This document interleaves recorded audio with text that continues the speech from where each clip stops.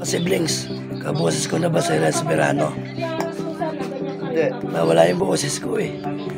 Ay, Remember me remember me? kapag nag-iisa. Parang laki ng boses ah. Ganun ba yun? Ganun ba? Kapag ika'y nalulungkot, ika'y magkape. Remember me. Magkape kayo. Mga ka-siblings, medyo meron tayong boses ngayon, no? Yung ba yung nakapagkape na? Kape, oh. Ewan ko bakit nawala yung boses ko.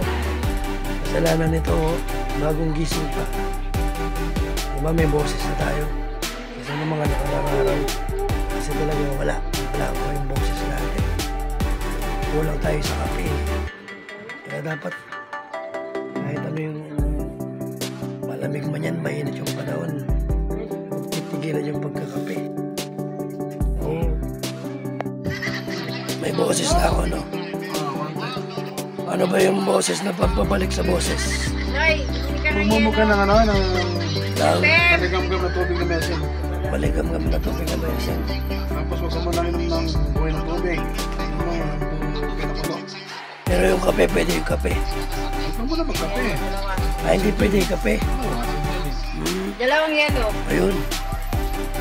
Yan ang sabi ni Papa, kailangan magmumog tayong tubig na may asin para bumalik yung ating boses. E paano yun? Bawal pala yung kape.